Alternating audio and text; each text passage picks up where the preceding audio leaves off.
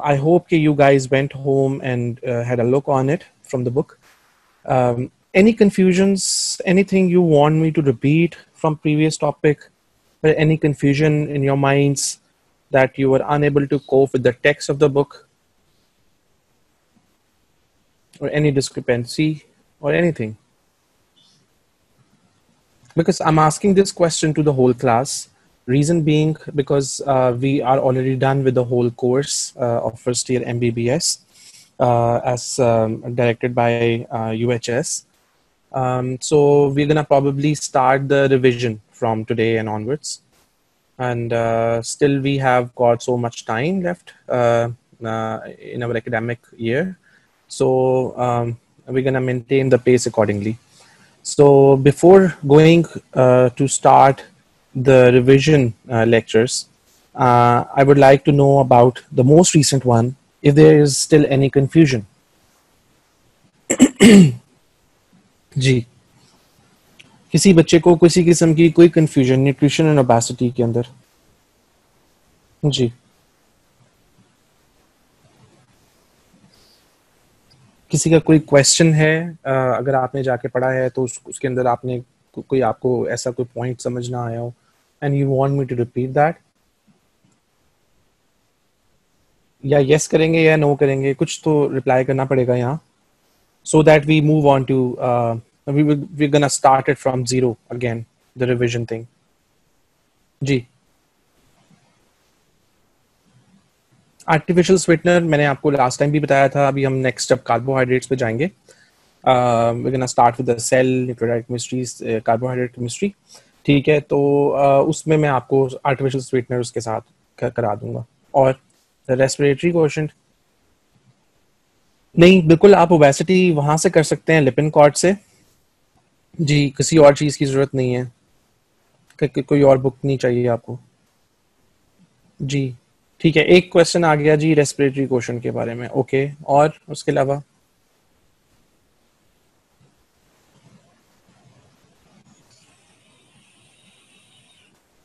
जी,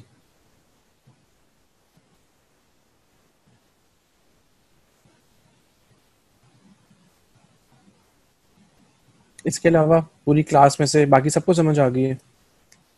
किसी का कोई क्वेश्चन नहीं है, किसी की कंफ्यूजन नहीं है, राइट? मुझे मुझे ये मैसेज मिल रहा है आपकी तरफ से कि you are done with it and you have a full grip on the subject now, particular topic की जो बात कर रहे हैं. जी, okay. Roll number 49 asked about the respiratory quotient. What do you know? What do you want to know about respiratory quotient? Because already have covered this topic very well by giving it a complete one full lecture. आप मुझे ये बताएंगे कि इसमें आपको क्या नहीं समझ आई? What is your exact question? Or you want me to repeat it altogether right from the beginning? Ji, ji, roll number 49.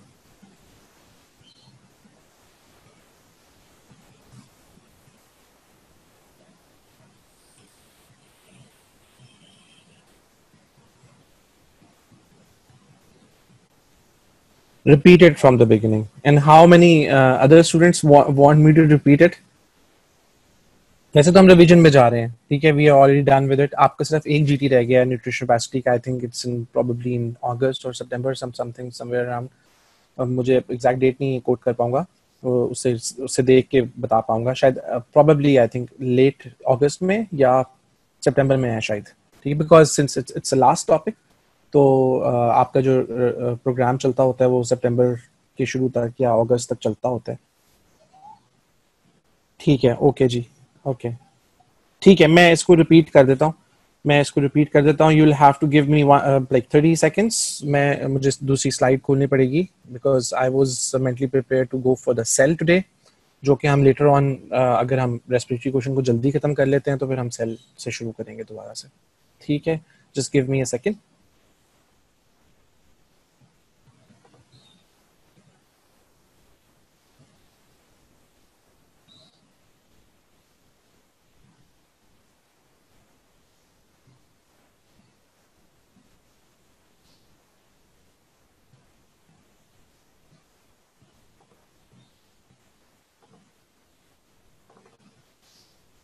Ji, can you see the BMR respiratory quotient slide on your screens? जी जी ठीक है, सितंबर में है, ठीक है, तो still अभी कितने काफी टाइम पड़ा हुआ है इसके अंदर, ठीक है। हाँ ठीक है, 14 सितंबर यही डेट होगी शायद। तो इसमें काफी टाइम पड़ा हुआ है अभी, ठीक है।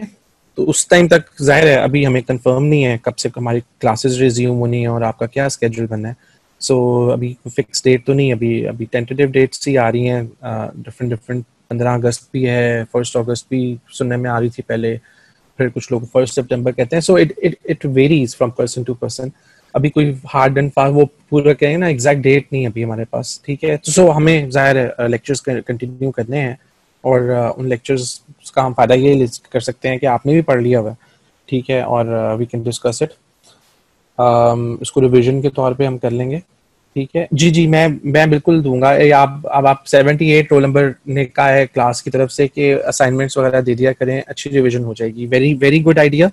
ओके ठीक है, मैं from tomorrow day after tomorrow's lecture मैं आप में रैंडमली असाइनमेंट्स दे दिया करूंगा, ठीक है। उसके अंदर हम वी कैन आप अपने कोई आइडियाज हैं आपके, आप you want me to appoint someone for the presentation, 5 minute की, 10 मिनट की, ऐसे वो भी हम कर सकते हैं, ठीक है। और अगर क्योंकि देखो सिंपल सी चीज है, this is what has been doing, ठीक है। Everybody has been doing this for last 1 year, last 1 year तो नहीं कहेंगे, जितने भी 7-8 महीने आपके एकेडमिक सेशन को हुए हैं, ठीक है। वन वे टीचिंग तो हो गई है ना, already हो गई, it's done. I mean, you are done with the exams as well, you're done with the studies, all the lectures and everything, ठीक है। जब फिजिकल लेक्चर्स हो रहे थे लेक्चर हॉल्स के अंदर, उस टाइम के ऊपर भी, और उसके बाद फिर ऑनलाइन भी हम 3-4 महीने से हम इस पे कर रहे हैं, ठीक है। तो वो एक तरफ से सुनना और बस सुनते जाना, वो एक समथिंग डिफरेंट, और बायलैटरल कंट्रीब्यूशन जो होती है वो बड़ी प्रोडक्टिव होती है। तो it's a very good idea in fact.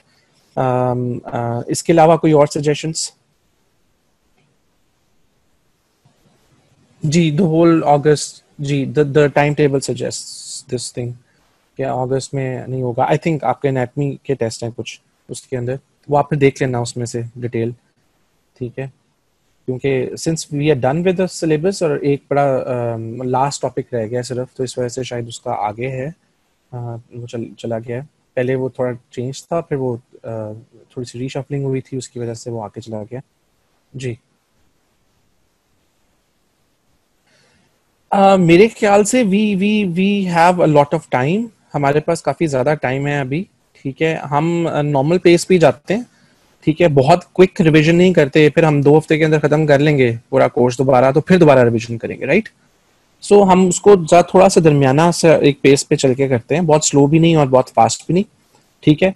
क्योंकि मेरे जहन में है कि आपकी क्लासेस कब तक चलनी है, ठीक है, और उसके बाद फिर आपके टेस्ट शुरू होने हैं, तो उसके लिहाज से फिर एक दफा हम तो थ्रू एंड थ्रू सारी रिवीजन कर लेंगे, ठीक है। हाँ, नॉर्मल पेस पे चलेंगे, उसमें आपके क्वेश्चंस हैं कुछ है तो वो भी हम डिस्कस करेंगे। फिर प्रेजेंटेशंस का आइडिया मुझे बहुत अच्छा लगा है। इसमें अगर विलिंगली आप लोग खुद से कह रहे हो तो definitely I am with you, हम इसको कर सकते हैं, इसको इस आइडिया को आगे परसू कर सकते हैं और इसको आगे लेके चल सकते हैं। सो अभी आज तो नहीं है मेरे जहन में कुछ इस तरह का रैंडम, इस सेल से रिलेटेड मैं कर सकता हूँ, बट ऑब्वियसली इसको थोड़ा सा फॉर्मेटिव वे में करके मैं definitely from next lecture onwards तो रैंडमली 2-3 लोग प्रेजेंट कर लेंगे, ठीक है। तो उसको आगे लेके चलते हैं, ठीक है। ओके जी, ओके, रेस्पिरेटरी क्वेश्चन।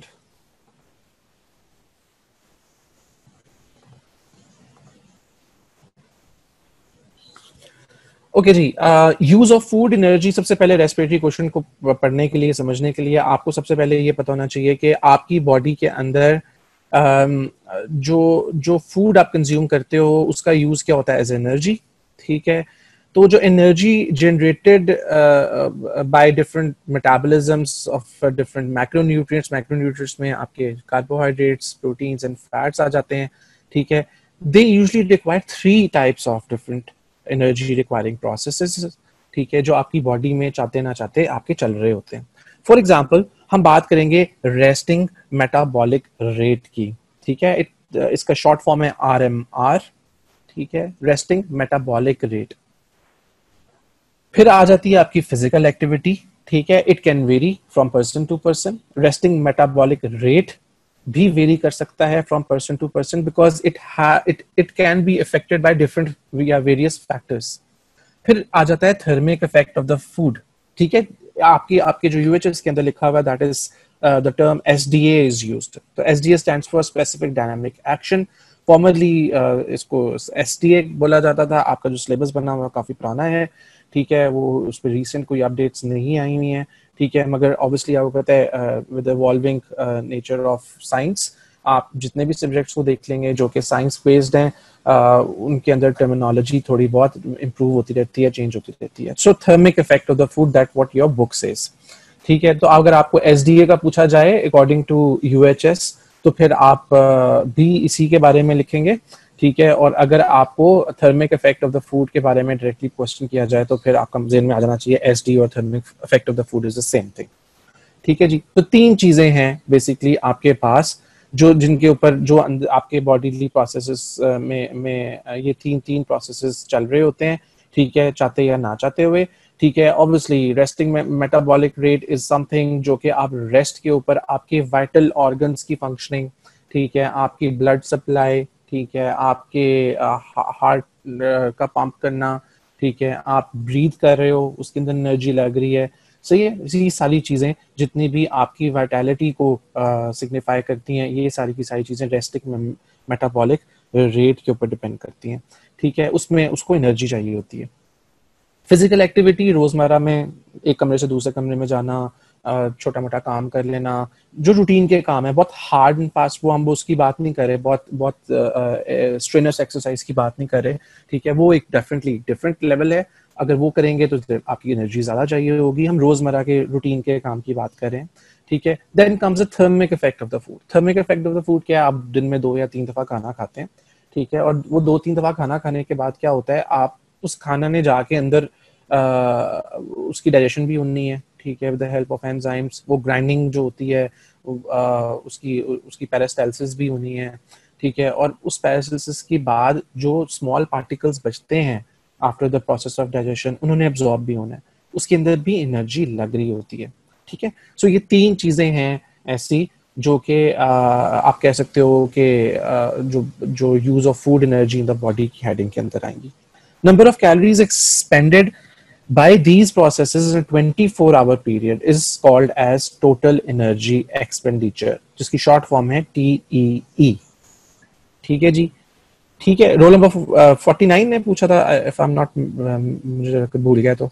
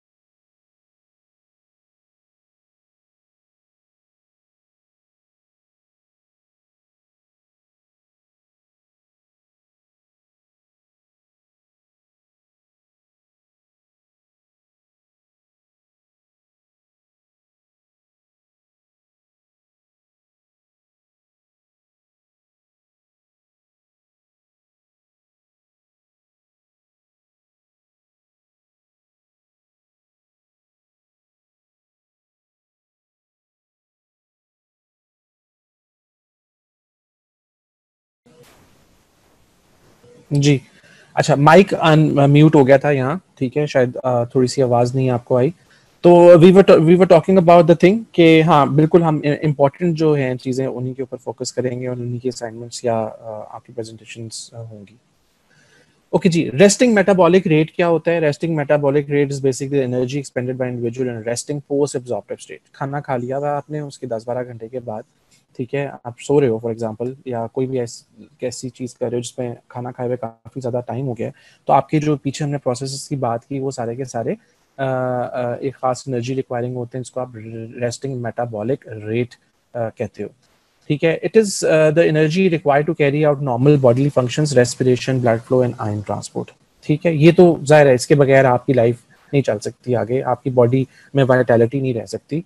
सही है, सो ये तो बेसिक नीड्स हैं आपकी बॉडी की, और इसके लिए एक जो एनर्जी चाहिए होती है जो एक्सपेंड करती है आपकी बॉडी, उसको बोलते हैं रेस्टिंग मेटाबॉलिक रेट। ठीक है, रफ एस्टिमेट निकाला गया जब, तो मेन के लिए डिफरेंट है, वुमेन के लिए डिफरेंट है। Again the reason being lean body mass, और वो जो हमने सारी बात की थी फैट डिस्ट्रीब्यूशन और ये सारा कुछ।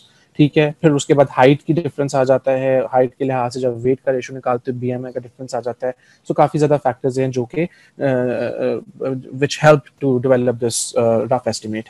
1 kilo calories per gram per hour के लिहाज से मेन रिक्वायर्ड करते हैं, और 0.9 किलो कैलोरीज पर किलोग्राम पर आवर के लिहाज से वुमेन जो है उनकी रिक्वायरमेंट होती है।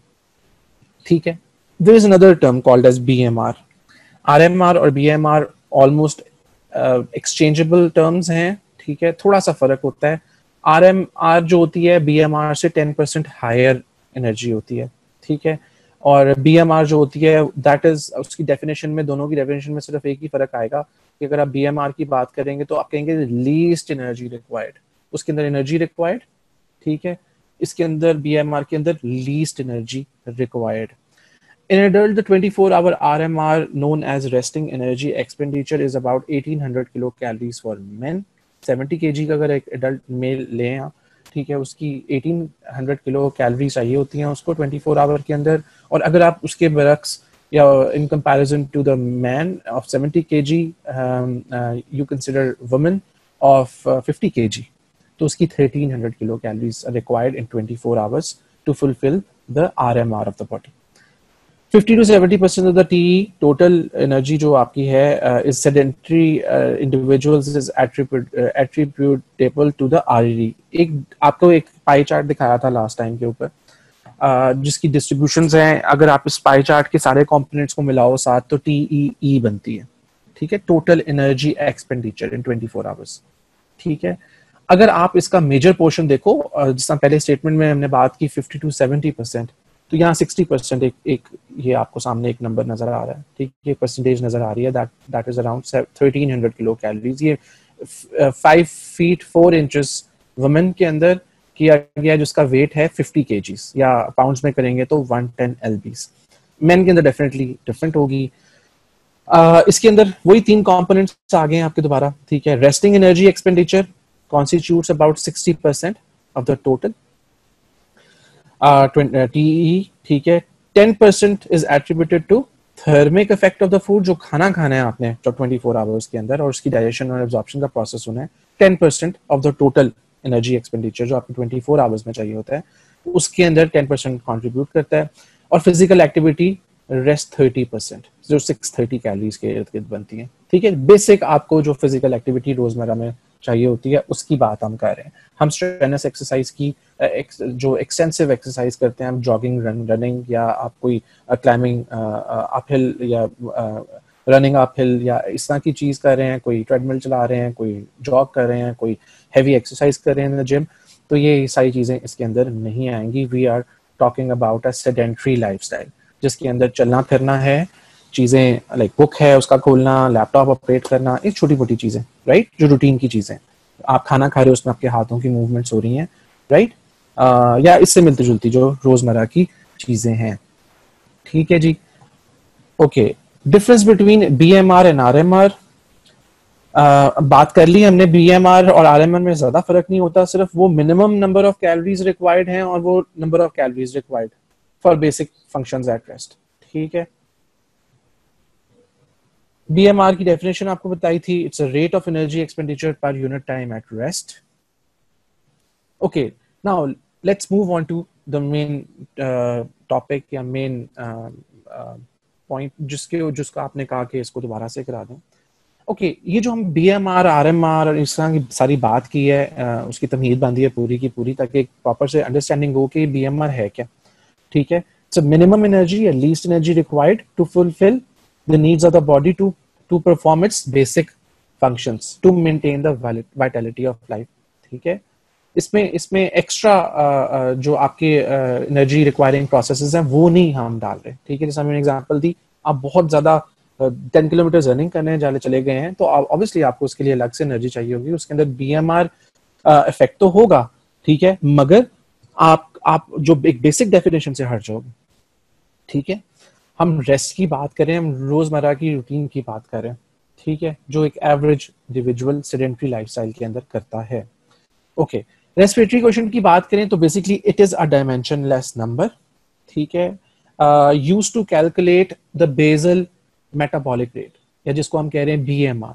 ठीक है, बीएमआर को कैलकुलेट करने के लिए रेस्पिरेटरी क्वोशिएंट की जरूरत पड़ती है, जो कि एक डायमेंशनलेस नंबर होता है. और बेसिकली इसमें जो मेन कंपोनेंट्स हैं इसके दो होते हैं, one is carbon dioxide and the other one is oxygen. ठीक है, आप डिफरेंट टेक्निक्स, लेबोरेटरी टेक्निक्स या डिफरेंट मेथड से आप ऑक्सीजन अपटेक डिटरमिन कर सकते हो बॉडी के अंदर. ठीक है, कैलोरीमीट्री है, रेस्पायरोमीटर है, एल्वियोलर गैस इक्वेशन है. सो ये काफी ढेर सारी चीजें हैं जिसकी मदद से आपको ऑक्सीजन का पता लग सकता है कितनी अपटेक हुई आपकी बॉडी में. रेस्पिरेटरी क्वोशिएंट, अगर आपसे शॉर्ट क्वेश्चन पूछा जाता है, डेफिनेशन पूछी जाती है, आप उसको इस फॉर्म में भी लिख सकते हो. ठीक है, आप उसके अंदर सबसे पहले उसकी थोड़ी सी इंट्रोडक्शन कराएंगे, उस पर्टिकुलर टर्म के बारे में कुछ बताएंगे. आप कहेंगे कि it's a dimensionless number used in calculations of basal metabolic rate when estimated from carbon dioxide production. ठीक है, फिर आप आगे नेक्स्ट लाइनर लिखेंगे, respiratory quotient is the ratio among carbon dioxide eliminated from the body and oxygen consumed by the body. ठीक है, it's like a formula. ठीक है, जितनी कार्बन डाइऑक्साइड एलिमिनेट हो रही है उसको ऊपर रखेंगे और न्यूमरेटर का काम करेगी और डिनोमिनेटर का काम करेगी ऑक्सीजन कंज्यूम्ड. ठीक है, जब भी हम एलिमिनेटेड की बात कर रहे हैं तो basically it is the removal of carbon dioxide from the body. ठीक है, एक और शर्त होती है कि आपको कार्बन डाइऑक्साइड और ऑक्सीजन को जब आप आरक्यू निकाल रहे हैं और बेसल मेटाबॉलिक रेट को डिटरमिन करने जा रहे हैं, ठीक है, किसी भी शख्स का, तो रेस्पिरेटरी क्वोशिएंट आप निकालते हैं, उसकी बेस के ऊपर आप डिटरमिन करते हैं उसका बीएमआर तेज है, नॉर्मल है, हल्का है. ठीक है, सो उसकी किस पर्टिकुलर पेस पे चल रहा है. ठीक है, तो आपको दोनों गैसेस है ना, तो उनको सेम यूनिट्स के अंदर मेजर करना है. ठीक है, फॉर एग्जाम्पल अगर आपने कोई एक ऐसा तरीका इस्तेमाल किया है कार्बन डाइऑक्साइड के लिए कि उसने एक पर्टिकुलर यूनिट उसको में मेजर किया है, और ऑक्सीजन के लिए आपने एक और तरीका इस्तेमाल किया है जो किसी और यूनिट के अंदर उसने उसको मेजर किया है, तो पहले आप दोनों के यूनिट सेम करेंगे. ठीक है, फिर आपको अप्रोप्रिएट रिजल्ट आएगा, फिर आपको रेस्पिरेटरी क्वोशिएंट का सही तरह से पता चलेगा. ठीक है जी. Many metabolized substances are compounds containing only carbon, hydrogen and oxygen. ठीक है, आप किसी भी चीज को उठा के देख लें, उसका बेसिक जो स्ट्रक्चर फॉर्मूला होता है उसके अंदर ये तीन चीजें जरूर पाई जाती हैं, जिसके अंदर कार्बन, हाइड्रोजन एंड ऑक्सीजन होती है. ठीक है, रेंज मोस्ट लाइकली आप यहाँ थोड़े से आई थिंक यहाँ थोड़ी सी मिसअंडरस्टैंडिंग हुई होगी या थोड़ी कंफ्यूजन होगी इनफैक्ट. ठीक है, दो नंबर्स को आपने याद रखना है. ठीक है, मेनली 1 का नंबर और 0.7 का नंबर. ठीक है, ये एक रेंज है जिसके दरमियान में यूजुअली फॉल करता है रेस्पिरेटरी क्वोशिएंट. ठीक है, अगर आप 1 की बात करें तो this is the value that is expected after pure carbohydrate oxidation. ठीक है, जब भी आपकी बॉडी के अंदर प्योर कार्बोहाइड्रेट की ऑक्सीडेशन हो रही है, ठीक है, तो रेस्पिरेटरी क्वोशिएंट आएगा 1. अगर 0.7 की बात करें तो value expected for pure fat oxidation. इसकी रीजन क्या है कि कार्बोहाइड्रेट को आप कह रहे हैं कि जी इसका रेस्पिरेटरी क्वोशिएंट 1 आता है, और फैट ऑक्सीडेशन की बात कर रहे हैं तो इसमें 0.7 आता है. ठीक है, क्यों फर्क है, उसका कम क्यों है, उसका ज्यादा क्यों है? ठीक है, तो रीजन बीइंग जो ग्लूकोज या कार्बोहाइड्रेट्स के मॉलिक्यूल्स होते हैं दे आर मोर ऑक्सीडाइज्ड. ठीक है, उनका स्ट्रक्चरल फॉर्मूला ऐसा है, उनकी केमिकल बायोकेमिकल नेचर ऐसी है, they are more oxidized and require less oxygen for this oxidation. ठीक है, टू बी फुली मेटाबोलाइज्ड.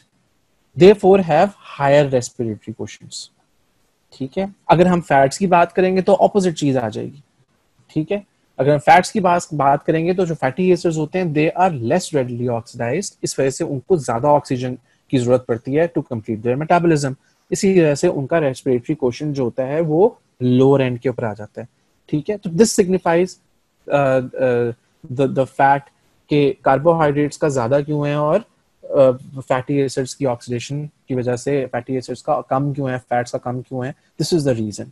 उसमें ज्यादा ऑक्सीजन चाहिए होती है, एक के अंदर कम ऑक्सीजन चाहिए होती है. मिक्स डाइट ऑफ फैट और carbohydrate results in average value between these numbers. ठीक है, तो ये बैलेंस मेंटेन आपने करना होता है. इसके बारे में हम काफी थोड़ी सी बात कर भी चुके हैं इनफैक्ट जब हम न्यूट्रिशन पढ़ रहे थे.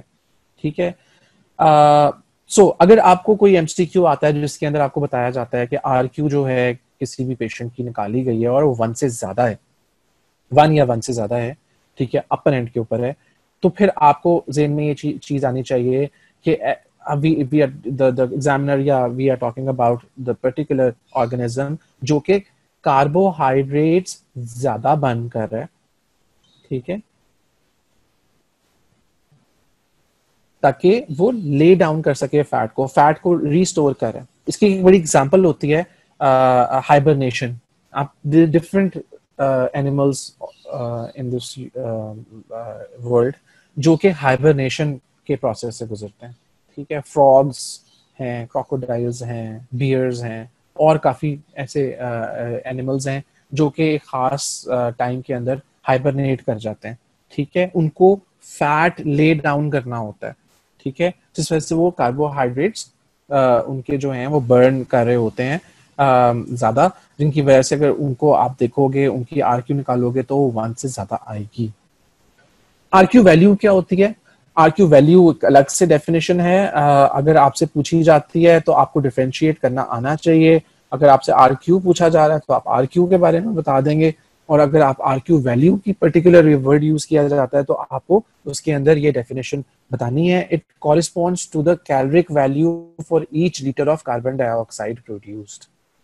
ठीक है, आप कैलोरिक वैल्यू डिटरमिन करते हो अपनी बॉडी के अंदर against every liter of carbon dioxide produced by your body. ठीक है, तो अगर O2 consumption numbers जो हैं वो available हों, they are usually used directly since they are more direct and reliable estimates of energy production. Protein का भी RQ निकालना है. ठीक है, बल्कि अगर आप RQ वैल्यू की बात कर रहे हैं तो RQ वैल्यू के अंदर बेसिकली प्रोटीन कंपोनेंट भी आप टेस्ट कर लेते हैं, देख लेते हैं. ठीक है, काफी कॉम्प्लेक्सिटी होती है अमाइनो एसिड्स के अंदर. ठीक है, इन डिफरेंट मेटाबोलाइजिंग पाथवेज. इसी वजह से कोई एक सिंगल आरक्यू नहीं असाइन हुई भी जब हम बात करते हैं oxidation of proteins in the diet की.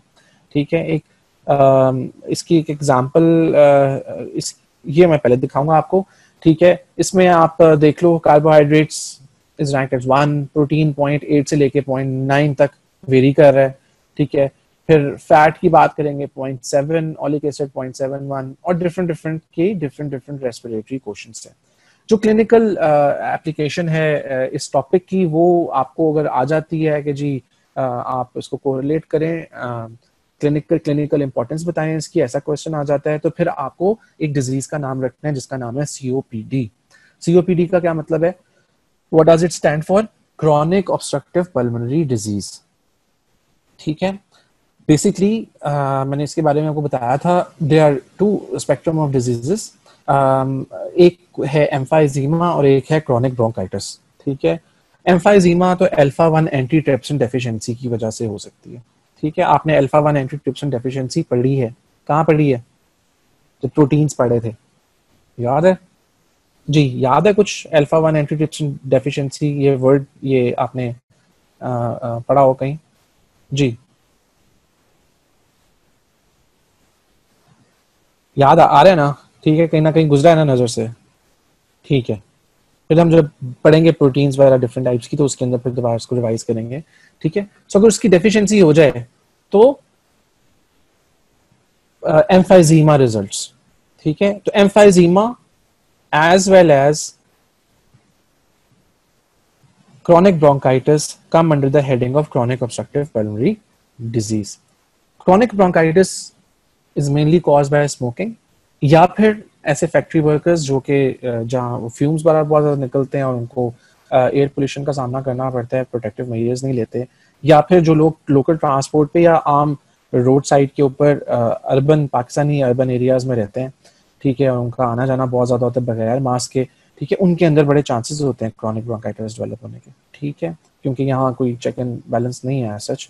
आपके जितने भी फ्यूम्स या टॉक्सिक चीज़ें निकल रही होती हैं गाड़ी के धुएं के अंदर, ठीक है, या डिफरेंट बसेस या लॉरीज जो चलती हैं या डिफरेंट रिक्शाज चलते हैं, उनके अंदर काफ़ी वो there is a source of air pollution, noise pollution भी, एयर पोल्यूशन भी, और भी काफ़ी ढेर सारी पोल्यूशन, ठीक है। सो ज़रूरी नहीं है कि सिगरेट पीता हो तो उसको सीओपीडी होगी, मगर सीओपीडी के केसेस सिगरेट पीने की वजह से होते हैं। क्रॉनिक स्मोकर्स, ठीक है, जो कि 15-20 साल कंटिन्यूटी के अंदर पीते रहते हैं, 20 पैक्स 1 पैक बेसिकली पर सिगरेट पर डे, उसके लिहाज से या से ज़्यादा, ठीक है, और देयर इज अ चांस कि उनके अंदर chronic bronchitis and miserable condition होती है, ठीक है। हैव यू एवर सीन, मुझे नहीं आइडिया कि अगर आपने देखा हुआ ये वाला पेशेंट या नहीं देखा हुआ, इट्स अ मिजरेबल कंडीशन, ठीक है। इतनी आपको देख लो सिर्फ तो आपको सिगरेट पीता हो तो वो छोड़ देगा, ठीक है, कि सिगरेट पीने की वजह से इतनी मिजरेबल लाइफ हो सकती है, ठीक है। वो जब उसकी एग्जैजर्बेशंस होती हैं, जब उसकी सिवियरिटी पकड़ती है, तो वो उसको सांस नहीं आ रहा होता बिल्कुल भी, ठीक है, और वो हद पूरी कोशिश कर रहा होता है with the help of all the muscles of the chest, ठीक है, एंड द बैक, कि उसको किसी तरीके से सांस आ जाए, मगर नहीं आ रहा होता, ठीक है। सो बेसिकली इसके अंदर सांस लेने में दिक्कत होती है, there is a difficulty in breathing, और जब डिफिकल्टी इन ब्रीदिंग होती है तो आपको ज्यादा एनर्जी चाहिए होती है ब्रीदिंग करने के लिए, ठीक है। किसी को सीओपीडी नहीं है, वो नॉर्मली सांस ले रहा है, उसको पता भी नहीं चलता, ठीक है, अंदर उसकी एनर्जी तो यूज हो रही होती है, जाहिर आपकी इनवर्ड्स मूवमेंट्स आउटवर्ड मूवमेंट्स हो रही होती हैं, इनहेल कर रहे होते हो और एक्सहेल कर रहे होते हो रूटीन में। अगर आप ना सोचो कि मैं सांस ले रहा हूँ तो आप चल रहे हो, राइट, मगर इनको सोचना पड़ता है, ठीक है। इनको सोचना इसलिए पड़ता है क्योंकि इनकी फुल एनर्जी लग रही होती है, इनको सांस नहीं आ रहा होता, ठीक है, due to obstruction in the pulmonary pathway channels, ठीक है। सो ऐसे में क्या करेंगे आप, बेसिकली अगर उनको सांस लेने में मुश्किल हो रही है तो जब वो इनहेल करते हैं, इसका मतलब कार्बन डाइऑक्साइड ज्यादा बन रही है, राइट, प्रॉपर तरीके से इनहेल नहीं कर पाएंगे, तो जो अंदर ऑलरेडी पहले इनहेल किया हुआ उसकी कार्बन डाइऑक्साइड को एक्सहेल नहीं कर पाएंगे, राइट।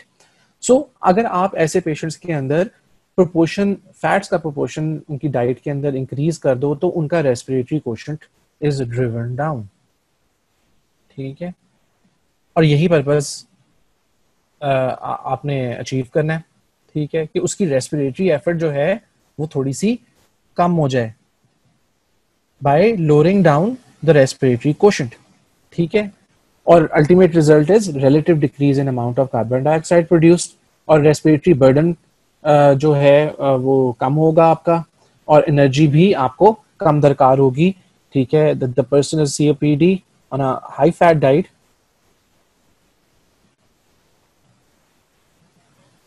जो डॉक्टर होने के बाद, या इट्स अ हैबिट, पता है, देयर सो मेनी डॉक्टर्स, मेरे साथ भी कोलीग्स, मैं जहाँ पे क्लिनिकल साइड पे I used to work a lot, ठीक है, मैं ट्रेनिंग भी की अपनी 3-4 साल, ठीक है, उसके अंदर भी मैं I have been abroad as well, वहाँ मैंने इंटरेक्ट किया इंटरनेशनल डॉक्टर से, कॉन्फ्रेंसेस पे आई यूजुअली गो, वहाँ भी अक्सर देखने को मिलता है। अब यहाँ पाकिस्तान में तो शायद डॉक्टर्स कम पीते हैं, आई मीन अब यूके, इफ मैं उसकी बात करूंगा, ऑस्ट्रेलिया की बात करूंगा जहाँ मैं इंटरेक्शन हुआ डॉक्टर्स के साथ डिफरेंट प्लेटफॉर्म्स के ऊपर, वहाँ वो काफी ज्यादा स्मोकिंग करते हैं। आई think it's more or less related to the stress as well, long working hours, ठीक है, obviously bad company always plays a role, ठीक है।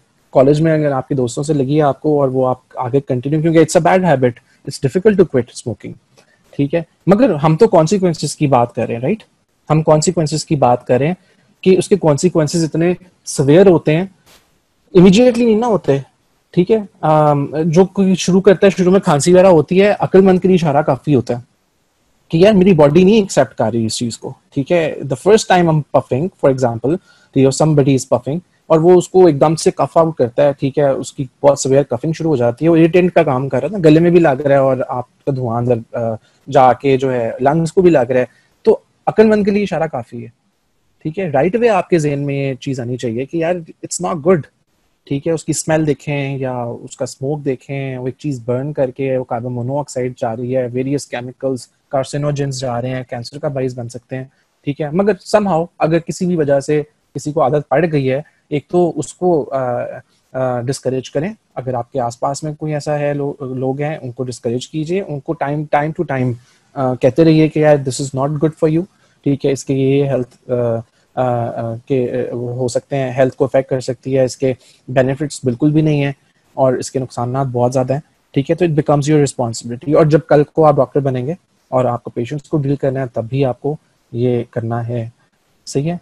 सो कोई जस्टिफिकेशन नहीं है, अगर डॉक्टर कर रहा है तो वो या नॉन डॉक्टर कर रहा है, आई थिंक दोनों को अगर अल्टीमेटली चल के आगे चल के कोई अल्लाह माफ करे किसी को लंग कैंसर या किसी को कोई भी ऐसी प्रॉब्लम होती है तो वो ही इज रिस्पॉन्सिबल, ठीक है, तो गलत कर रहा है, ठीक है। तो आपको आपको बेसिकली अपनी डोमेन में रहते हुए अपने उसके अंदर जहां जहां भी आपको रिस्पॉन्सिबिलिटी शो करनी है और आपको लोगों को एजुकेट करना है कि smoking is hazardous to health, ठीक है। और बाकी तो उसको क्या कहना चाहिए, तो वी कैन नॉट, हम उसको समझा सकते हैं, हम उसको ज्यादा बाय फोर्स तो कुछ भी नहीं करा सकते किसी को भी, हर बंदा अपनी मर्जी का मालिक होता है। हाँ, आपकी गवर्नमेंट को चाहिए या और जो हायर अथॉरिटीज हैं उनको चाहिए कि इसको कम्प्लीटली बैन करें, इसकी अवेलेबिलिटी को खत्म करें, ठीक है। जब मिलेगी नहीं तो डेफिनेटली फिर जो पी भी रहे होंगे उनको भी छोड़नी पड़ेगी, राइट। जब आपने उसको लीगल किया हुआ है 18+ पे और it's readily available all over the market, कहीं से भी जाके, बल्कि 18 तो नाम के तौर पे किया हुआ है, छोटा बच्चा भी जाके इजीली कैन बाय, राइट। सो वो फिर आपकी वो कुछ रूल्स एंड रेगुलेशंस हैं जो कि स्ट्रिक्ट होने की जरूरत है, ठीक है। और I think another way could be to impose huge taxes on it, इतना महंगा कर दें कि आम बंदे की रसाई से वैसे निकल जाए, तो फिर बड़े लिमिटेड से लोग पी पाएंगे, राइट। सो ये भी एक चीज कर सकते हैं। So it all depends.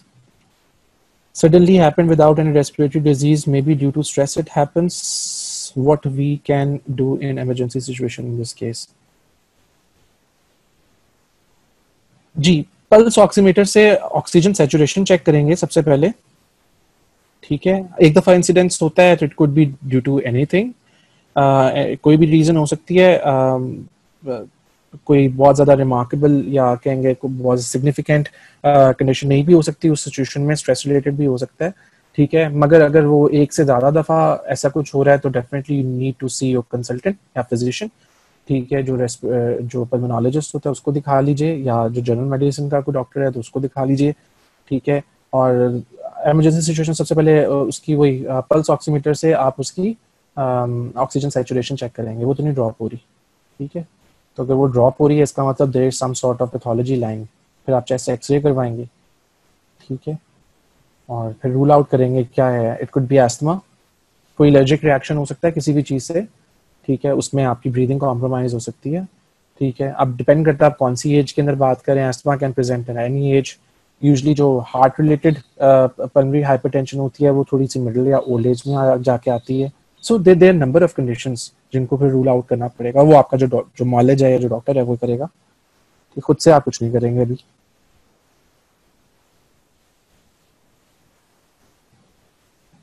जी, जिनको ब्रीदिंग डिफिकल्टी हो रही होती है उनके लिए बेहतर है, जी जी, उनके लिए बेहतर है, रेस्पिरेटरी क्वोशंट को वो डिक्रीज करते हैं जिसकी वजह से जो आपका रेस्पिरेटरी बर्डन है वो एलिमिनेट ज़्यादा हो जाएगी, कार्बन डाइऑक्साइड, ठीक है। और आपका जो रेस्पिरेटरी बर्डन है उसके ऊपर जितनी आपके ऊपर एनर्जी रिक्वायरिंग प्रोसेस है वो रिड्यूस हो जाएगा, ठीक है। तो वो ब्रीथ प्रॉपरली बेहतर कर पाएगा, ठीक है। एडजंक्ट्स का काम कर रहे हैं आप, ठीक है। I mean you can not ignore the role of different types of drugs used in different pulmonary conditions.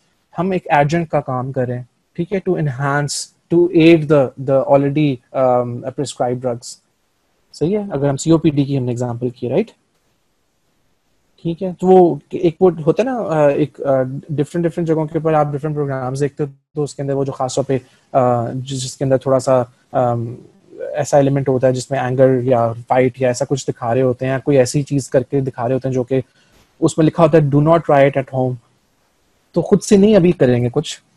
जब अगर अपनी बात कर रहे हैं, मुझे नहीं पता, अगर अपनी बात कर रहे हैं ठीक है, अभी अभी बिकॉज आप अभी अभी ये देखो, आप अभी पढ़ रहे हो राइट, अभी आप फाइनल ईयर तक पढ़ोगे, फिर आपको हाउस जॉब करनी है, फिर आपको एक पीएमडीसी मिलेगी जिसमें आप रजिस्टर्ड डॉक्टर बनोगे, उसके बाद फिर यू कैन, अभी नहीं कर सकते। हाँ, आप एडवाइस कर सकते हैं, ऑब्वियसली आपको अपने नॉलेज के मशवरे से चलना है, ठीक है जी। अभी आप अंडरस्टैंड कर रहे हैं चीज़ों को, सही है। अभी आपने ये सीओपीडी के बारे में जाके फोर्थ ईयर में, फाइनल ईयर में बहुत डिटेल में पढ़ना है, सही है, फिर आपको और बेहतर समझ आएगी, ठीक है जी। जब आपकी फुल ग्रिप हो जाएगी सीओपीडी के ऊपर, फिर you will be able to be in a position जिसपे आप सीओपीडी का पेशेंट डील कर सकते हैं, सही है। क्योंकि काफ़ी और ढेर सारी चीज़ें ना, सिर्फ ये तो नहीं, आप सिर्फ फैट देके तो नहीं उसको ठीक कर सकते। तो it is one of the different treatment modalities जो कि आई मीन अगेन एडजंट का काम करेगा, ठीक है। होली सोली आप कहेंगे जी किसी को फैट डाइट पे डाल दें और उसका सीओपीडी ठीक हो जाएगा, तो इट्स नॉट पॉसिबल, ठीक है। It will help in producing decreased amounts of carbon dioxide and to reduce the burden, respiratory burden, ठीक है जी। this is this thing clear ji? respiratory quotient की आ गई समझ? so this is all about it ji. any other student related question अगर है किसी का तो please let me know, I'm here to answer ji. I'm here to respond to if fat plays better or respiratory problem। नहीं नहीं नहीं, देखो देखो देखो देखो, यही बात है ना, मैं ये this is the thing I was trying to convey. आपने फैट नहीं देना रेस्पिरेटरी प्रॉब्लम के अंदर, हमने सीओपीडी की एग्जांपल की है। आप डॉक्टर बनते हो, आप पल्मोनोलॉजिस्ट बनते हो, आपको सीओपीडी का पेशेंट आता है, आप उसका रेस्पिरेटरी रेट देखते हो, आप उसकी चेस्ट एग्जामिन करते हो, चेस्ट एक्सरे कराते हो, उसका पल्स ऑक्सीमीटर, उसकी ऑक्सीजन सैचुरेशन देखते हो, 88 87 लो हुई है। आप इमीडिएटली उसको ये नहीं कहोगे उसके रिलेटिव्स को कि आप फैट लेके आए, मैंने फैट देना है उसको, ऐसा नहीं है, ठीक है। आप इमीडिएट जो इमरजेंसी ड्रग्स हैं उसको दोगे, उसको स्टेबल करोगे लॉन्ग टर्म के अंदर। फिर उसको जब आप उसको डिस्चार्ज कर रहे हो फॉर एग्जांपल इमरजेंसी सिचुएशन से, ठीक है, या आप कोई प्रिस्क्रिप्शन राइटिंग कर रहे हो, उसके अंदर आप उसको एक मशवरा दोगे कि आप अपने डाइट के अंदर अगेन उसके फिर रिस्क फैक्टर्स को भी रूल आउट करना है, ठीक है ना। अगर वो उसका कोलेस्ट्रॉल पहुंचा हुआ है 400 के ऊपर, तो फिर आप उसको, उसके लिए ऑप्शन नहीं है उस बंदे के लिए, ठीक है। हाँ, उसका कोलेस्ट्रॉल बिल्कुल नॉर्मल है, उसको कोई हार्ट ब्लड प्रेशर का प्रॉब्लम नहीं है, उसको कोई ऐसी और एसोसिएटेड चीज नहीं है जो कि लिपिड ज्यादा देने से, फैट ज्यादा देने से एग्रीवेट हो सकती है, तो फिर हाँ you can opt this option. हम तो एक चीज पढ़ रहे हैं ना, रिलेशनशिप पढ़ रहे हैं, तो इट इज नॉट वो नहीं हो क्या कहते हैं, पत्थर पे लकीर नहीं है कि जी आपने हर सीओपीडी पेशेंट को फैट डाइट प्रिस्क्राइब करनी है या उसको मशवरा देना है, right? It varies from person to person, from one case to another. So yeah, have you got the point, the main idea? जी सही है। इसमें हेल्प करता है अगर सारे फैक्टर्स उसको फेवर कर रहे हैं, आप सारा रूल आउट कर लेते हो, he does not have any comorbid conditions or anything associated with cholesterol or lipid metabolism or hypertension or atherosclerosis or heart diseases or anything like that, जो कि obesity से related हैं और वो obese भी नहीं है, ठीक है। वो भी तो देखना है ना आपने, obesity आपने पढ़ी सारी, और ये वो BMI उसका 40 से ऊपर है, पहलवान टाइप आदमी है, और उसको आप कहते हैं जी फैट खाओ यार तुम्हारा सांस बेहतर होगा, right. For some time you can, ठीक है, उसकी इमीडिएट कंडीशन को, लॉन्ग टर्म पे यू कैन नॉट, ठीक है। वो फिर आप वो इधर इससे नहीं तो फिर किसी और चीज से वो उसको प्रॉब्लम हो जाएगी, राइट। तो इमीडिएट मेजर्स तो फिर आप मेडिसिन से लोगे, जो ड्रग्स हैं, जो फार्मास्यूटिकल ड्रग्स हैं, उनसे ट्रीटमेंट करेंगे। ये it will act as an adjunct.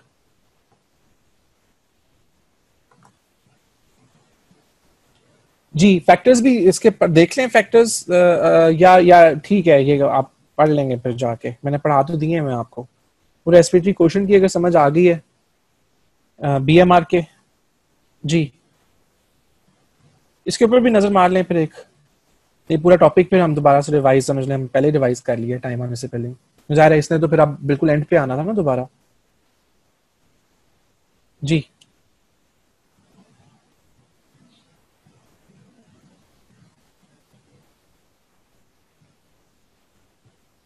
Okay okay ठीक है ठीक है, मैं आपको वैसे पढ़ देता हूँ। बॉडी साइज है, बॉडी कॉम्पोजिशन है, जेंडर है, ठीक है।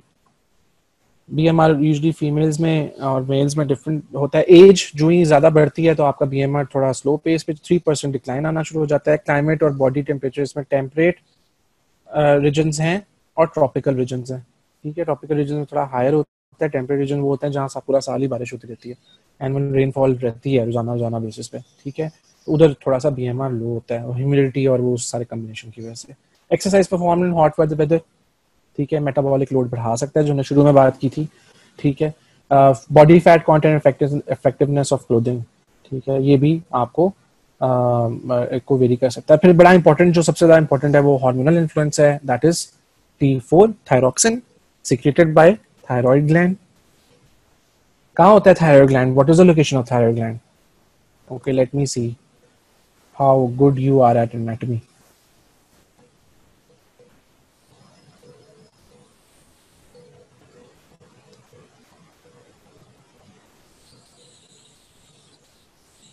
जी, थायराइड ग्लैंड कहाँ होता है? What is the location in your body? है कोई भी नहीं आंसर कर रहा? जी, थायराइड ग्लैंड का मैंने पूछा कहाँ होता है। वेरी गुड, ठीक है ठीक है ठीक है, okay. So T4 thyroxine is the main hormone, is a key hormone that is released by the thyroid glands, has significant effect upon metabolic rate. इसका अगर लेवल बढ़ जाता है किसी वजह से, हाइपरथायराइडिज्म के अंदर फॉर एग्जांपल, ठीक है, तो आपका मेटाबॉलिक रेट ज्यादा हो जाएगा। ज्यादा होने का क्या मतलब है? आपकी बॉडी ज्यादा कैलोरीज, ऑटो कैलोरीज बर्न करना शुरू कर देगी, सही है। और उससे क्या होगा? आप वेट लूज करना शुरू कर देंगे। लाइकवाइज अगर हम ऑन द कॉन्ट्रेरी बात करें हाइपोथायराइडिज्म के अंदर, जिसके अंदर T3 T4 कम हो जाते हैं, या आपकी थायराइड प्रॉपर्ली फंक्शन करके थायराइड ग्लैंड्स को प्रोड्यूस नहीं कर पा रहा होता, उनकी सिंथेसिस नहीं करवा पा रहा होता, और आपके ब्लड लेवल्स डिक्लाइन कर जाते हैं, आपकी बॉडी के अंदर थायरोक्सिन या try iodothyronine T3 and T4 के लेवल्स डाउन हो जाते हैं, तो बीएमआर स्लो हो जाता है, बहुत स्लो हो जाता है। और स्लो होने की वजह से बर्न आउट नहीं हो रहा होता, आपकी कैलोरीज अंदर बॉडी के अंदर बर्न आउट नहीं कर पा रही होती एट अ नॉर्मल पेस, आपका वेट बढ़ना शुरू हो जाता है, ठीक है। बड़ा कॉमन है फीमेल्स के अंदर, हमारे पाकिस्तान रीजन में तो बहुत ही कॉमन है, ठीक है। This is very prevalent problem in specially in females. Most of you will be practicing here in Pakistan, ठीक है, तो इस वजह से all over the world in fact काफ़ी है, और मुल्क भी होंगे, मुझे उनके स्टैट्स नहीं पता, यहाँ पाकिस्तान में तो बहुत कॉमन है, ठीक है। नियर और आफ्टर मीनोपॉज 45 से लेके 55 वाला जो एज ग्रुप है, इसके अंदर बड़ा चांस होते हैं हाइपोथायराइडिज्म होने के, ठीक है।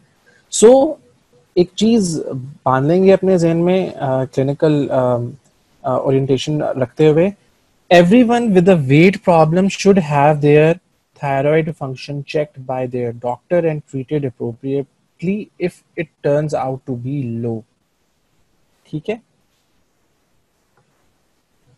अब डाइट करने की भी जरूरत नहीं शायद पड़ेगी, एक्सरसाइज भी करने की जरूरत नहीं पड़ेगी, आप सिर्फ बीएमआर एडजस्ट करोगे with the help of deficient thyroxine, ठीक है, और उसका हाइपोथायराइड स्टेट को सही नॉर्मलाइज स्टेट के ऊपर ले आएंगे, नॉर्मल फंक्शनिंग के ऊपर ले आएंगे, तो आप का वेट जो है वो नॉर्मल पे आ जाएगा, ठीक है। हेल्थ में फीवर, इलनेस, इंजरी में increase resting metabolic rate two fold. हमने बेसिक लाइफ प्रोसेसेस की बात की थी, जिसमें रेस्पिरेशन है, एक्सचेंज ऑफ आपके जो आपका फ्लो ऑफ ब्लड है, ठीक है, एक्सचेंज ऑफ न्यूट्रिएंट्स है, इसमें एब्जॉर्प्शन और ये सारी चीजें हमने उसकी बात की थी। मगर again fever is nothing normal, ठीक है, डिजीज स्टेट में आता है कोई भी इलनेस या इंजरी खास तौर के ऊपर, ठीक है, योर फर्स्ट करो समबडीज टिश्यू इज डैमेज्ड, तो उसकी रिपेयर के अंदर आपकी बॉडी की एनर्जी लगेगी ना, रिक्रूटमेंट करनी है उसने डिफरेंट टाइप्स के सेल्स की, फिर उसको उस पर्टिकुलर पॉइंट के ऊपर लेके जाना है जहाँ इंजरी हुई हुई है, उसको रिपेयर का काम करना है, तो उसके उसके अंदर फिर आपकी एनर्जी रिक्वायरमेंट्स या जो जो मेटाबॉलिक रेट है वो बढ़ जाता है। ठीक है जी। जी, any questions, any more questions?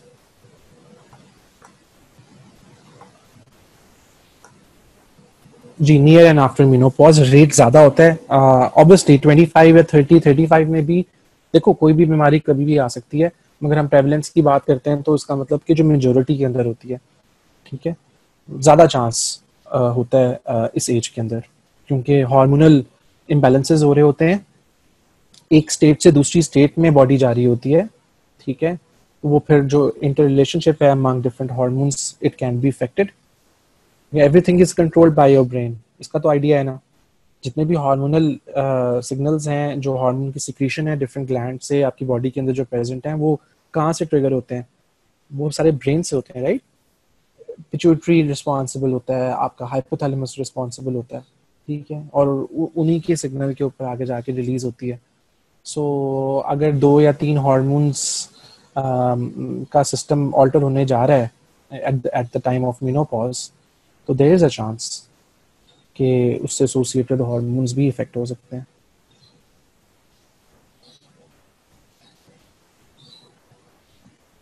Joints swell हो जाते हैं, थायराइड, ये आपको किसने बताया है अहमद खान? क्वेश्चन ये आपको, ये कहाँ एक्यूमुलेशन, फ्लूइड एक्यूमुलेशन जॉइंट्स, ये किसने बताया आपको कि हाइपरथायराइडिज्म के अंदर ऐसा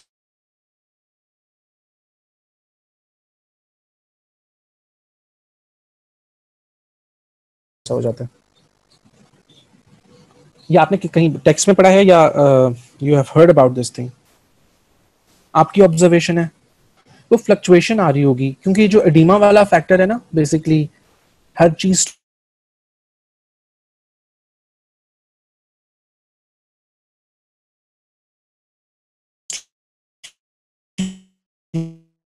स्लो डाउन हो जाना, एक्यूमुलेट हो जाना, एक्सट्रीम टायर्डनेस, वीकनेस, लेथार्जी, हर टाइम नींद आना, ठीक है, ये सारी चीजें हाइपोथायराइडिज्म का फीचर है, नॉट हाइपरथायराइडिज्म।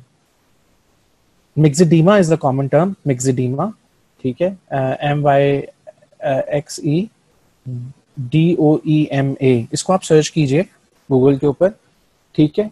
हाँ, ठीक है, इसको आप सर्च कीजिए, हाइपोथायराइड इन अर्ली चाइल्डहुड, बच्चे यूजली पैदा होते हैं जब, ठीक है, उस टाइम के ऊपर या उसके बाद वाला टाइम, ठीक है, जो शुरू के साल हैं, उसकी तस्वीर देखिए, उसकी तस्वीर देखिए गूगल के ऊपर, तो you will have an idea. You will not be able to differentiate between Cushing syndrome वाला और हाइपोथायराइडिज्म वाला। सो इट्स अ जो एक्यूमुलेशन ऑफ फ्लूइड है, ठीक है, everything goes at a slow pace, ठीक है। हाइपरथायराइडिज्म में बहुत ज्यादा तेज हो जाता है काम सारा। हाँ, एमी बैठे बैठे हाथ में से पसीने निकलना शुरू हो जाते हैं, हाथ कांपना शुरू हो जाते हैं, ये तो बड़े बड़े मेन से इसकी बातें हैं। और फिर अगर आप वो बात करें तो फ्रीक्वेंसी बढ़ जाती है वॉशरूम जाने की, ठीक है। वो डायरिया तो नहीं कहेंगे उसको, मगर डायरिया भी हो सकता है, बट क्योंकि वो मोटिलिटी इतनी तेज हो जाती है, आपकी आपकी पूरी बॉडी की सारी फंक्शनिंग बड़ी तेज हो जाती है। ब्लड प्रेशर ज्यादा आता है ऐसे लोगों का, उनकी टैकीकार्डी मिलते हैं आपको, उनके उनका उनकी हार्ट बीट बड़ी तेज हो रही होती है, उनकी पल्स बड़ी तेज हो रही होती है, सही है, इस तरह की सारी चीजें। तो ये एक जनरल जनरल अपनी परसेप्शन जरूर बनाइए कि हाइपर और हाइपो में क्या फर्क है, ठीक है।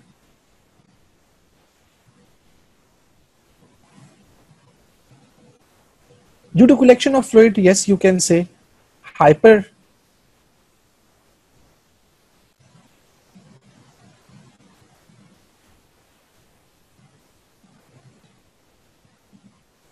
वैसे यूजुअली टेक्स्ट में तो नहीं लिखा होता ये, जहाँ भी आप हाइपरथायराइडिज्म को स्टडी करेंगे, ठीक है, उसके अंदर यूजुअली ये लिखा नहीं होता है सच, किस जॉइंट स्वेलिंग हो सकता है, जॉइंट्स प्रॉब्लम हो, उसके अपने अपने प्रॉब्लम्स भी तो हो सकते हैं ना, ठीक है। Joint itself can be involved in some other process, arthritis का पेशेंट हो और उसको हाइपरथायराइडिज्म भी हो, so that is a possibility as well.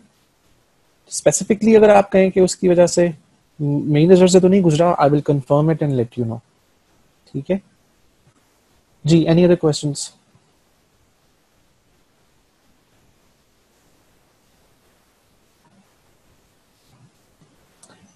You should have a normal balanced state, किसी भी चीज़ के अंदर आपको बैलेंस स्टेट में नॉर्मल वैल्यूज के अंदर फॉल करना चाहिए, नॉर्मल बीएमआर होना चाहिए आपकी बॉडी वेट के लिहाज से, ठीक है। बहुत तेज होता है तो फिर भी मसला है, बहुत स्लो होता है तो फिर भी मसला है, ठीक है। हाँ, उन लोगों के लिए जो ओबीज हैं उनको ऐसी डाइट्स कंज्यूम करनी पड़ती हैं, कुछ ड्रग्स मिलते हैं ऐसे जो मेटाबॉलिक रेट को इनहांस करते हैं, ठीक है। अब हरगिज इसका ये मतलब नहीं है कि आप थायरॉक्सिन खाना शुरू कर दें, राइट। देखा जाए तो थायरॉक्सिन अगर ज्यादा हो बॉडी के अंदर, ठीक है, तो आपका मेटाबॉलिक रेट तेज हो जाएगा, राइट। सो सर्टेन लिमिटेशंस भी आ जाती है ना चीजों की। तो thyroxine is not the treatment of obesity, not at all, because it's a chief hormone, metabolic hormone, और आप उसको एग्जोजेनसली इन्वेस्टर कर रहे हैं, वो फिर जाती हो जाएगी। हाँ, स्मोकिंग जो होती है it increases the peristaltic movements, peristalsis को एनहांस करती है, और बाकी बहुत ढेर सारे कोई हजारों की तादाद में नुकसान भी करती है। So it's not a good idea to involve smoking in maintaining your BMR. Not at all. I would highly discourage this. इसके अलावा कोई और क्वेश्चन? जी, एनी क्वेश्चंस?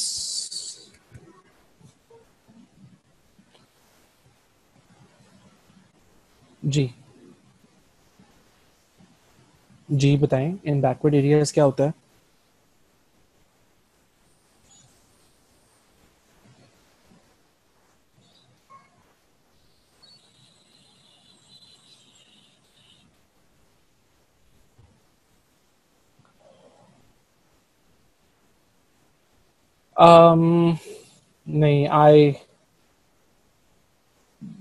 नहीं, I do not agree with this statement. देखो, there are number of practices which are going on in our society. आप peripheries की बात कर रहे हो, आप अर्बन एरियाज के अंदरून इलाकों में जाओ, वहां आपको ऐसी सी चीजें देखने को मिल जाएंगी जिसका जो बस चलता है वो उसको उस तरह करता है। I seriously doubt about it कि वेदर ही और शी इज अ डॉक्टर और नॉट, ठीक है। मेरा नहीं ख्याल एमबीबीएस किया हुआ डॉक्टर कोई इस तरह की बात कर सकता है, ठीक है। कि वो किसी को प्रिस्क्राइब कर दे, ओल्ड लेडी हो या यंग लेडी हो या मेल हो या बच्चा है बड़ा जो भी, कि आप सिगरेट पिए हैं और आपका मेटाबॉलिज्म बैलेंस रहेगा। बिल्कुल भी नहीं, गलत करते हैं, ठीक है। ऐसे बिहेवियर्स को डिस्करेज करना चाहिए, ठीक है। और बिल्कुल भी आप वर्ड माउथ कहते हैं ना, एक से दूसरे को, दूसरे से तीसरे को, और ऐसी ऐसी बिल्कुल भी कोई भी एडवाइस नहीं लेनी चाहिए, ठीक है। नहीं नहीं, बिल्कुल भी नहीं, वो नहीं, बिल्कुल भी नहीं। खाने के बाद सिगरेट पी लें, डॉक्टर रेकमेंड, कौन सा डॉक्टर है ये, मुझे तो नाम बताया ना इसका, कौन रेकमेंड करता है खाने के बाद सिगरेट पी लें फॉर डाइजेशन पर्पसेस? नहीं नहीं नहीं, गलत है। Either he is not a doctor, ठीक है, और otherwise he is mal practicing. दो स्टेटमेंट्स हैं मेरी किसी भी ऐसे डॉक्टर के लिए जो अपने पेशेंट को कहता है कि सिगरेट पी लें खाना खाने के बाद। या वो डॉक्टर नहीं है, वो हकीम साहब हैं, ठीक है, कोई क्वैक है। हकीम भी सही अच्छे वाले होते हैं, क्योंकि हिकमत भी अलग से पढ़ाई है, बट या तो वो क्वैक है जिसकी आप बात कर रहे हैं, या फिर वो मैल प्रैक्टिस कर रहा है, उसके खिलाफ एक्शन होना चाहिए।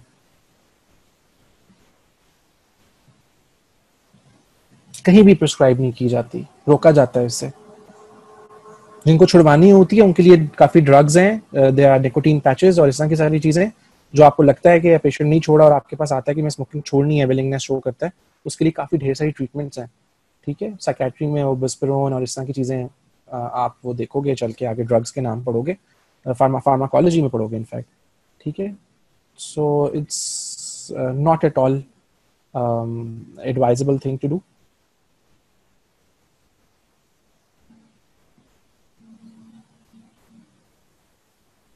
आई डोंट नो उन्होंने ये ऐसा क्यों कहा है, उनको नहीं कहना चाहिए। मेरा मेरा मेरा मैं I would stick to my point of view, my believe कि everyone should discourage smoking rather than saying कि हाजमा अच्छा होता है या ऐसा कुछ है। इट्स जनरल बातें हैं ना, ठीक है, आम बंदे की समझने की बातें हैं, उनको लगता है कि ऐसा होता है, ठीक है। बट एडवाइस करें आप किसी को तो it's not, it's a malpractice, simple in short,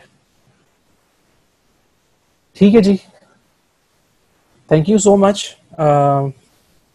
for your time and for asking different questions.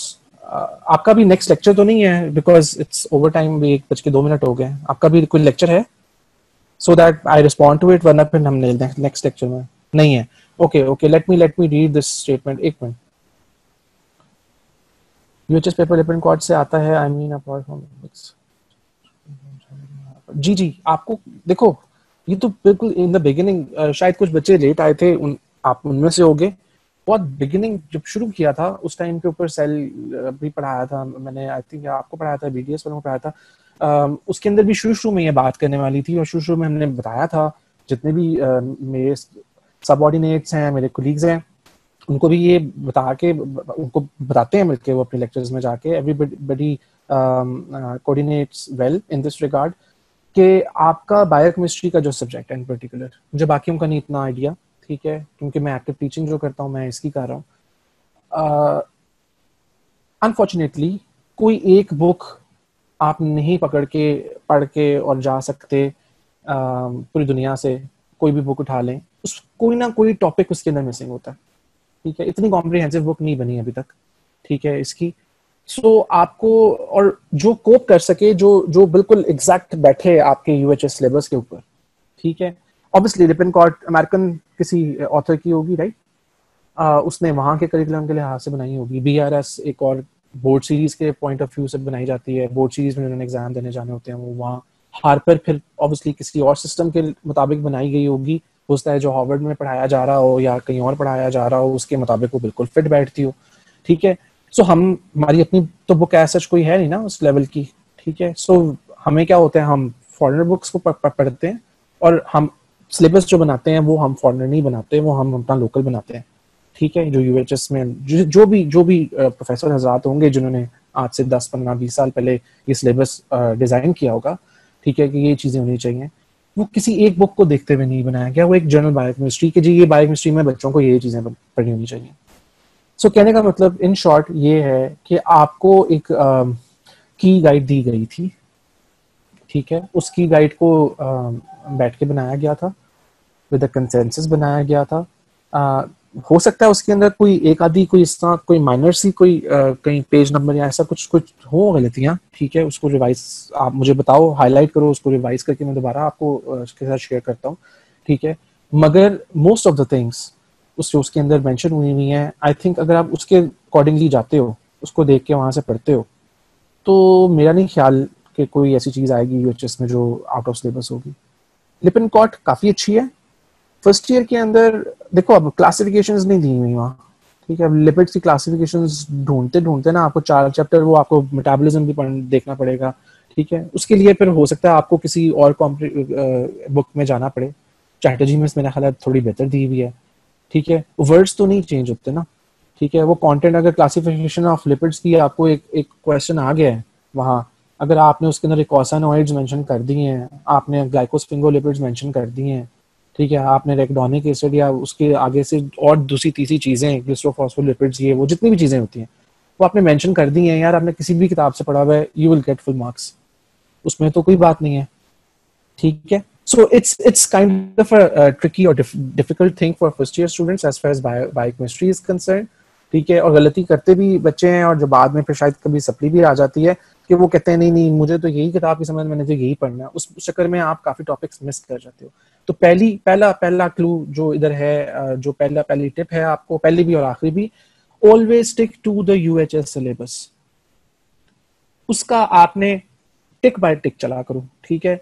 आपने फॉर एग्जांपल सेल पढ़ना शुरू करना है, उसके अंदर आप सेल तो बड़ा स्ट्रेट फॉरवर्ड है, चलो किसी और की बात करते हैं, कार्बोहाइड्रेट केमिस्ट्री की बात करते हैं, उस पर जितने टॉपिक्स आ रहे हैं ना, टिक बाय टिक आपको पता होना चाहिए।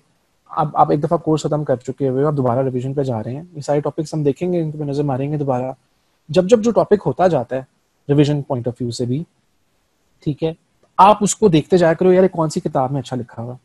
एक दफा आपने टेस्ट दे दिया, आपने पढ़ भी लिया, आपकी परफॉर्मेंस भी आपके सामने है, अब रिवीजन भी होने जा रही है, ठीक है। तो इट्स द बेस्ट टाइम कि आप उसको फिल्टर आउट कर लो चीजों को, कि यार मैंने कौन सी चीज इस टॉपिक की, कार्बोहाइड्रेट केमिस्ट्री की, मैंने कौन सी चीज लिपिन कॉर्ड से कवर करनी है और कौन सी चीज वहां से करनी है। एक स्टिकी नोट बना के उसके अंदर लिख लो जब इतनी दफा टेस्ट दे लेते हो वैसे ही याद हो जाता है, अच्छा यार ये वाला क्वेश्चन तो वहां से करना था।